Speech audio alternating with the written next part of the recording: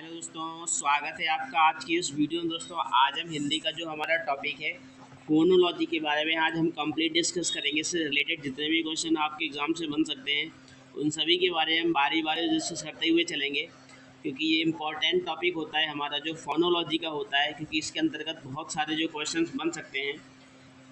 हालांकि जो वर्ड होता है, वर्ड क्या होते हैं, अक्षर क्या होते हैं, और साथ ही साथ ध्वनियाँ क्या होती हैं, शब्द क्या होते हैं, लिपि क्या होती है, वाक्य क्या होती है।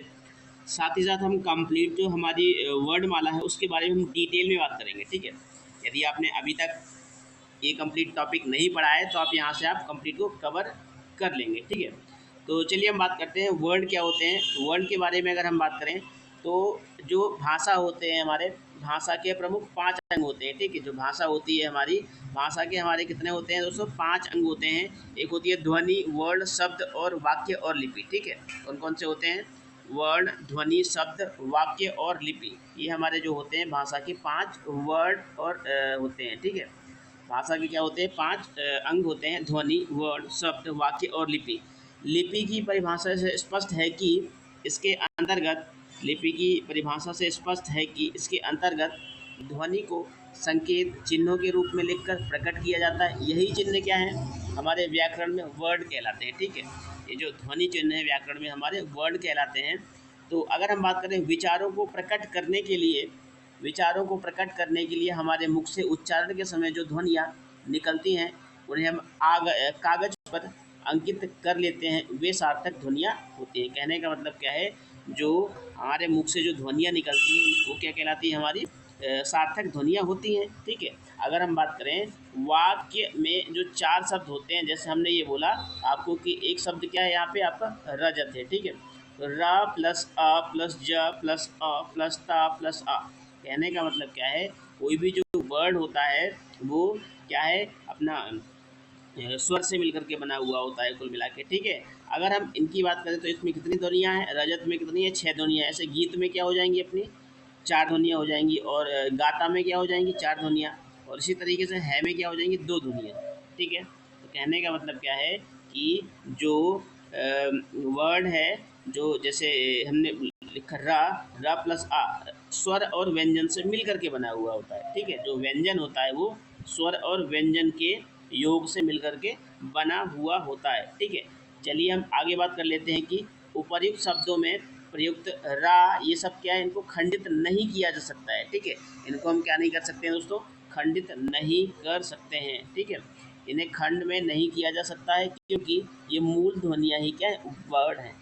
अभी थोड़ी देर पहले मैंने आपको बताया था कि जो मूल जो वर्ण होता है हमारा, उनके कितने होते हैं? 5 क्या होते हैं? वर्ण के 5 हमारे क्या होते हैं? अंग होते हैं। ठीक है, पहला हो जाएगा ध्वनि, वर्ण, शब्द, वाक्य और लिपि। इनको हम क्या है? खंडित खंडित नहीं कर सकते हैं। ठीक है, चलिए अगर हम बात करें इसकी प्रॉपर डेफिनेशन की, तो लिखित भाषा की वह छोटी से छोटी ध्वनि, लिखित भाषा की उस छोटी ध्वनि, लिखित भाषा की उस छोटी ध्वनि, लिखित भाषा की उस छोटी ध्वनि से, छोटी ध्वनि को वर्ण कहते हैं जिसके खंड न किए जा सके, अर्थात आ, उ, ग और च। ठीक है, चलिए आगे। वर्ण वह मूल ध्वनि है जिसके और टुकड़े नहीं किए जा सकते हैं। इन वर्णों का व्यवस्थित व क्रमबद्ध रूप वर्णमाला कहलाता है। व्यवस्थित व क्रमबद्ध जो रूप होता है हमारा क्या कहलाता है? वर्णमाला कहलाता है। चलिए हम बात कर लेते हैं कि वर्ड के भेद कितने होते हैं। काइंड्स ऑफ जो लेटर होते हैं वो कितने होते हैं? ठीक है, काइंड्स ऑफ लेटर कितने होते हैं? काइंड्स ऑफ लेटर कितने होते हैं, या फिर वर्ण के भेद कितने होते हैं? चलिए हम पहले भेद के बारे में बात कर लेते हैं। जो हमारे वर्ण के जो भेद होते हैं वो 2 होते हैं, एक हो जाएगा स्वर, एक हो जाएगा व्यंजन। ठीक है, स्वर जो होता है, जिन वर्णों का उच्चारण बिना किसी दूसरे वर्ण की सहायता से होता है वे स्वर कहलाते हैं। ठीक है, ये वर्ण स्वतः बोले जाते हैं, अर्थात इनकी जो संख्या है वो कितनी है? 11 है। कितनी है? 11 है। आ से लेके अव तक। ठीक है, आ से लेके अव तक ये सारे क्या हैं? अपने स्वर हैं। ठीक है, अगर हम बात करते हैं स्वरों के भेद की, तो जो स्वर होते हैं, स्वर के उच्चारण की दृष्टि से जो स्वर होते हैं वो उसके 3 भेद होते हैं। ठीक है, कौन कौन से हो जाएगा? एक हो जाएगा ह्रस्व स्वर, एक हो जाएगा दीर्घ स्वर, एक हो जाएगा प्लुत स्वर। आशा करता हूँ दोस्तों आपको यहाँ तक कोई भी दिक्कत नहीं होने वाली। चलिए हम आगे बात कर लेते हैं अब कि जो ह्रस्व स्वर होता है वो किस तरीके से पहचानेंगे कि वो ह्रस्व स्वर है, ठीक है। तो ह्रस्व स्वर जो होता है, ह्रस्व स्वर अभी मैंने आपको बताया कि जो स्वर होते हैं, स्वर के कितने भेद होते हैं कुल मिला के 3 भेद होते हैं। एक होता है ह्रस्व स्वर, दीर्घ स्वर और प्लुत स्वर। ह्रस्व स्वर जिन स्वरों के उच्चारण में कम समय लगता है और जो खींचकर नहीं बोले जाते उन्हें हम ह्रस्व स्वर कहते हैं। अर्थात आ, ई, ऊ, ऋषि ये शब्द जो हमारे 4 जो हैं हमारे वो क्या हैं, ह्रस्व स्वर हैं, ठीक है। चलिए हम आगे अब बात करते हैं दीर्घ स्वर के बारे में। अगर हम दीर्घ स्वर के बारे में बात करें तो दीर्घ स्वर क्या होते हैं, जिन स्वरों के उच्चारण में ह्रस्व स्वरों से दुगना समय लगता है, जिन स्वरों के उच्चारण में ह्रस्व स्वरों से दुगना समय लगता है, जिन्हें कुछ खींचकर बोला जाता है, ठीक है। क्या खींचकर बोला जाता है, उन्हें दीर्घ स्वर कहा जाता है। हिंदी में अगर हम बात करें, बड़ा आ, बड़ी ई, बड़ा ऊ, ए, ओ, औ, ये कुल मिला के 7 हमारे दीर्घ स्वर हो जाएंगे। कितने हो जाएंगे, 7 हमारे क्या हो जाएंगे, दीर्घ स्वर, ठीक है। चलिए हम बात कर लेते हैं प्लुत स्वर के बारे में। ह्रस्व और दीर्घ स्वर दोनों प्रकार के जो स्वर होते हैं उनको बुलाते समय के ह्रस्व और दीर्घ से दुगना या तिगना समय लगता है, उनको हम क्या कहते हैं दोस्तों, प्लुत स्वर कहते हैं, ठीक है। जब किसी स्वर के उच्चारण में ह्रस्व से तिगना समय लगे उसे हम प्लुत स्वर कहते हैं। और ये केवल क्या है, प्लुत स्वर दिखाने के लिए हम ओम, जैसे ओम है ना, तो ओम में इस तरीके से ये 3 बना हुआ होता है, ये क्या होता है हमारा, ये इसका चिन्ह होता है, ठीक है। ये हमारा क्या होता है, इसका चिन्ह होता है, जैसे ओम, ठीक है। ये हमारा क्या हो जाएगा, प्लुत स्वर, क्योंकि ह्रस्व व दीर्घ स्वर से थोड़ा ज़्यादा समय लगता है इनको बोलते समय। चलिए हम बात कर लेते हैं आगे स्वरों के जो भेद होते हैं। स्वरों के जो भेद होते हैं वो कितने भेद होते हैं, बनावट के अनुसार जो स्वर होते हैं, स्वर के 2 भेद होते हैं, एक मूल स्वर हो जाएगा और एक हो जाएगा संधि स्वर, ठीक है। एक हो जाएगा मूल स्वर, एक हो जाएगा संधि स्वर। मूल स्वर के बारे में अगर हम बात करें, जिन स्वरों का निर्माण किसी योग से ना हुआ हो उन्हें हम मूल स्वर कहते हैं, जैसे आ, ई, ऊ और ऋषि, ठीक है। परंतु ऋषि को अब क्या है, मूल स्वर नहीं माना जाता है, क्योंकि इसका उच्चारण र और ई, मतलब रा व्यंजन हो गया, ई स्वर हो गया, इसके योग से होता है। तो यहाँ से एक पॉइंट निकल के आया, जो ऋषि है हमारा वो क्या है, मूल स्वर का उदाहरण नहीं है। आशा करता हूँ दोस्तों आपको यहाँ तक कोई भी दिक्कत नहीं होने वाली है। चलिए हम बात कर लेते हैं संधि स्वर के बारे में। जिन स्वरों का निर्माण मूल स्वरों के योग से होता है संधि स्वर कहलाते हैं। अर्थात संख्या में ये कितने होते हैं, 7 होते हैं। इनकी जो संख्या होती है वो कितनी होती है, 7 होती है, ठीक है। जैसे आ प्लस आ हो जाएगा बड़ा आ, ई प्लस ई बड़ी, इसी तरीके से आ प्लस ई ए, आ प्लस ए, आ प्लस ओ और आ प्लस ओ औ। उम्मीद करता हूँ दोस्तों यहाँ तक आपको कोई भी समस्या नहीं होने वाली है।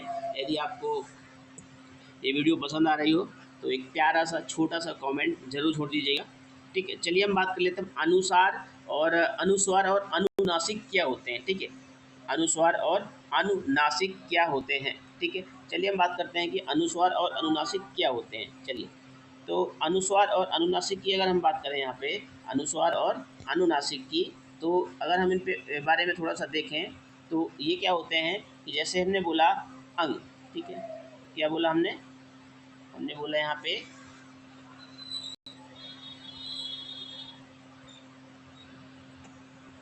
ठीक है, क्या बोला हमने, अनुस्वार और अनुनासिक, ठीक है। अनुस्वार और अनुनासिक क्या होते हैं, तो इनके बारे में अगर हम बात करें तो अनुस्वार वह होते हैं जिनके ऊपर क्या होती है, ओनली बिंदी होती है, जैसे कंठ, गंठ और गंगा, ठीक है। ये हमारे क्या हो जाएंगे, अनुस्वार, ठीक है। और हिंदी में ये 5 होते हैं, अंगा, अइया, न, ओड़ा, न और मा, ठीक है। जो कंठ, गंगा, संत, अम्बा, ये सब क्या हो जाएंगे हमारे अनुस्वार, मतलब जिनके ऊपर बिंदु नहीं, बिंदी हो ओनली, उनको हम क्या बोलते हैं, अनुस्वार बोलते हैं। और जिसमें चंद्र बिंदु होती है उन्हें हम क्या बोलते हैं, अनुनासिक बोलते हैं, ठीक है। तो अनुस्वार को बोलते समय हमें क्या है, सिर्फ नाक से आवाज़ निकलती है, और अनुनासिक को बोलते समय नाक और मुंह दोनों से हवा निकलती है, आवाज़ निकलती है, उनको हम क्या बोलते हैं, अनुनासिक बोलते हैं। आशा करता हूँ दोस्तों आपको यहाँ तक कोई भी दिक्कत नहीं होने वाली है।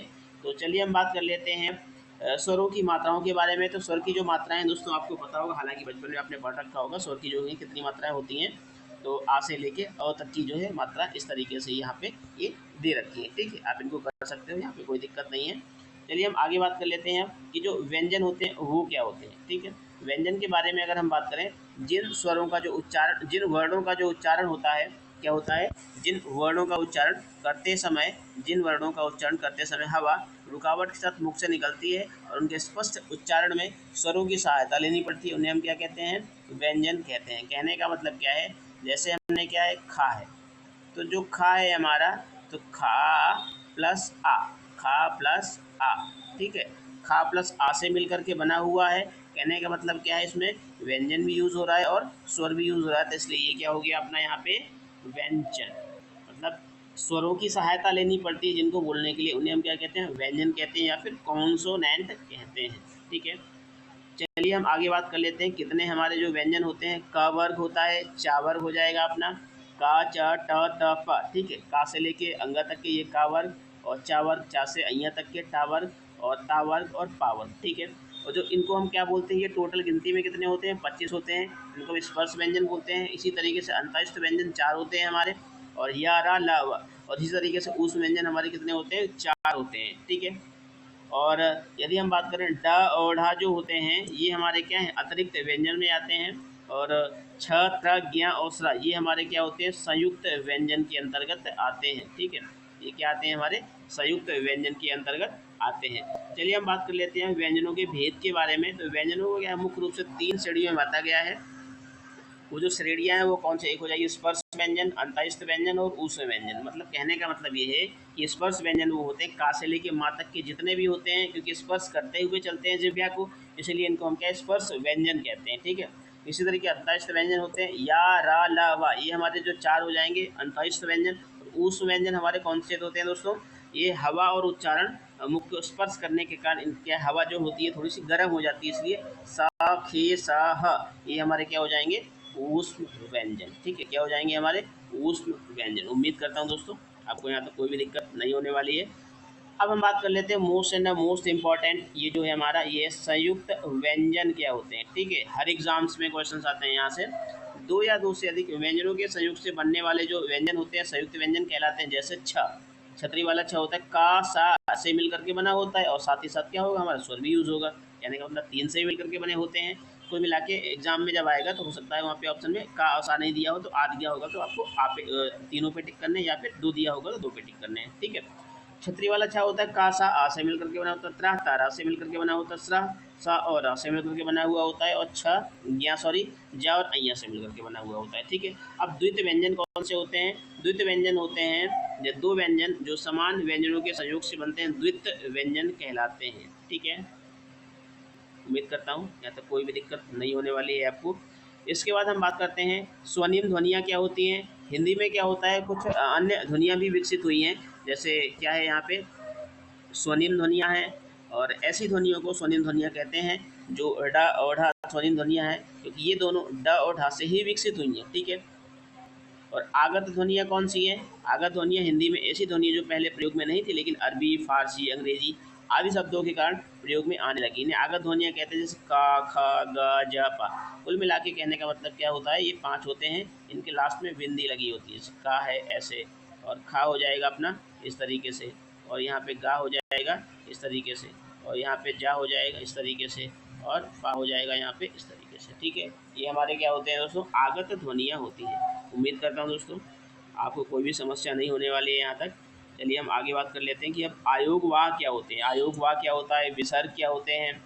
ठीक है, चलिए हम बात करते हैं कि आयोग वाह जो होता है वो क्या होता है। ठीक है, आयोग वाह के बारे में बात कर लेते हैं। तो आयोग वाह क्या होता है? अनुस्वार और विसर्ग दोनों ध्वनियाँ जो होती हैं वो क्या कहलाती है? हमारी आयोग वाह कहलाते हैं। अंग और आह जो 2 होते हैं ये आयोग वाह कहलाते हैं। बहुत ही सिंपल सा है ये। आयोग वाह क्या होता है? अंग और आहा वाले से जो ध्वनियाँ उत्पन्न होती हैं वो सारे क्या कहलाते हैं? हमारे आयोग वाह कहलाते हैं। ठीक है, और अगर हम बात करें विसर्ग का जो उच्चारण होता है वो हा से हम करते हैं। ठीक है, जो भी उच्चारण होता है विसर्ग का वो हा से हम कहते हैं। जैसे लास्ट में कोई भी लिखा है आहा, ठीक है, आ के बाद क्या है? 2 बिंदियाँ हैं, तो इसको हम क्या बोलेंगे? आहा। ठीक है, तो इसका हमने उच्चारण किससे किया? हा से। चलिए हम बात कर लेते हैं उच्चारण स्थान के आधार पर वर्णों के जो होते हैं भेद कितने होते हैं। वर्णों के जो भेद होते हैं वो होते हैं हमारे कुल मिला के 9। ठीक है, चलिए इनको तालिका में देख लेते हैं। तो तालिका में अगर हम देखें कि जो कौन कौन से होते हैं, ये यहाँ पे हो जाएगा का वर्ण वाले हो जाएंगे सारे, आ और बड़ा आ भी होंगे, और साथ ही साथ आ भी हो जाएगा। ये हमारा कंठ से, और ये हमारा बड़ी ई चा से लेके सा तक की ये तालु, कंठ, तालु, मूर्धा, दंत ओष्ठ, नासिका, कंठ तालु, कंठ और ओष्ठ और दंत ओष्ठ। ठीक है, आपको दोस्तों ये बहुत ही अच्छे से याद करना है, क्योंकि एग्ज़ाम्स में यहाँ से रिलेटेड कम से कम 3 से 4 क्वेश्चन आपके हर कॉम्पिटिटिव एग्जाम्स मिलते हैं। ठीक है, तो आपको यहाँ बिल्कुल रट्टा लगा दे रहे हैं। अगर आप एक बार वीडियो को देखेंगे, वॉच करेंगे, समझेंगे तो आपको समझ में आ जाएगा, हालांकि कोई दिक्कत नहीं होने वाली है। चलिए अब बात कर लेते हैं हम आगे की, जो घोष और अघोष कौन से होते हैं। ठीक है, चलिए हम बात करते हैं घोष और अघोष के बारे में। तो हम घोष और अघोष के बारे में बात कर लेते हैं। तो हम एक यहाँ पे, आपको पता है दोस्तों कि जो घोष क्या होते हैं और अघोष क्या होते हैं। ठीक है, नहीं भी पता है तो चलिए मैं आपको बताता हूँ घोष क्या होता है, अघोष क्या होता है। हमें पता है का से लेके चा टा ता पा, का वर्ग। ठीक है, का वर्ग, का वर्ग, का चा टा ता और पा, 3 वर्ग होते हैं ना, का वर्ग, चा वर्ग, टा वर्ग और ता वर्ग, और साथ ही साथ हमारा पा वर्ग। ठीक है, तो इनके अंतर्गत हमारे जो हैं कुल मिला के जो घोष होते हैं उसमें क्या हो जाएगा, जैसे हम लिखेंगे का लिखा हमने, खा लिखा हमने, का खा गा घा और अंगा, ऐसे चा छा जा जा का चा टा ता पा, चारों हम लिख लेंगे। जैसे ही हमने चारों लिख लिए, का चा छा जा झा अया टा ठा डा ढा ढा टा ता था दा धा न। ठीक है, इस तरीके से होंगे। तो जो घोष होते हैं दोस्तों, लास्ट के जो क्या होते हैं अपने 3 वर्ड। ठीक है, लास्ट के जो क ख ग घ अंग, तो लास्ट के जो 3 वर्ड होंगे वो हमारे क्या हो जाएंगे, घोष हो जाएंगे। और शुरू के जो 2 वर्ड होते हैं वो हमारे क्या हो जाएंगे, अघोष हो जाएंगे। ठीक है, क्या हो जाएंगे, ये हमारे हो जाएंगे शुरू के अघोष, और लास्ट के जो हो जाएंगे ये हो जाएंगे हमारे घोष। ठीक है, और भी क्या होता है, घोष के अंतर्गत कुछ और वर्णों को मिला लिया जाता है, जैसे आ से लेके अ तक के, ये भी क्या है, घोष के अंतर्गत आ जाते हैं। इसी तरीके से आघोष में भी क्या हो जाता है, आघोष में भी क्या होता है, का से लेके फा तक के तो आते हैं, का खा स्टार्टिंग के जो 2 होते हैं वो हमारे क्या होते हैं, आघोष होते हैं। ठीक है, और साथ ही साथ सा खे सा वर्ण जीव भी होते हैं, क्या होते हैं हमारे, टोटल कहने का मतलब कि आघोष की संख्या 13 होती है, और घोष की संख्या कितनी हो जाएगी, यहाँ पे 30 हो जाएगी। चलिए हम बात कर लेते हैं हम अल्प प्राण और महाप्राण क्या होते हैं। ठीक है, अल्प प्राण और महाप्राण के बारे में अगर हम बात करें तो अल्प प्राण क्या हो जाएंगे, जैसे हमने अभी बताया था, का चा टा था, का के अंतर्गत 5, खा के का चा के अंतर्गत 5। तो का से जो हमारे अल्प प्राण होते हैं, जिनको बोलते समय क्या है, कम जोर लगाना पड़ता है या कम वायु निकलती है, उनको हम क्या बोलते हैं, अल्प प्राण बोलते हैं। तो इतने विषम स्थान, जैसे का के अंदर क्या है, का खा गा घा और अंगा, तो विषम स्थान कौन सा हो जाएगा, 1 3 और ये 5। ठीक है, 1 3 5, ये विषम स्थान जो हमारे हो जाएंगे, ये हमारे अल्प प्राण के अंतर्गत आते हैं। ठीक है, साथ ही साथ या रा लावा भी हमारे अल्प प्राण में आ जाते हैं। और अगर हम महाप्राण की बात करें तो महाप्राण में क्या होता है, सम संख्याएं वाले, ये विषम संख्याएं का गा और अंगा, 1 3 5 2 और 4, मतलब 2 ये हो जाएगा, और 4 स्थान जो विषम स्थान होते हैं, विषम स्थान के जो वर्ड होते हैं वो हमारे क्या कहलाते हैं दोस्तों, महाप्राण कहलाते हैं। और महाप्राण के अंतर्गत क्या होता है कि स खे स ह, इनको भी क्या है, महाप्राण माना गया है। ठीक है, आशा करता हूँ दोस्तों आपको यहाँ तक कोई भी दिक्कत नहीं होने वाली है। कंप्लीट अपन ने डिस्कस कर लिया है कि जो हमारे फोनोलॉजी के अंतर्गत जो वर्ण होते हैं वो कंप्लीट किस तरीके से हम बात करेंगे, इनको किस तरीके से सीखेंगे। तो आशा करता हूँ दोस्तों आपने इस वीडियो को लाइक कर दिया होगा। तो दोस्तों मिलते हैं नेक्स्ट वीडियो में। Thank for watching. जय हिंद।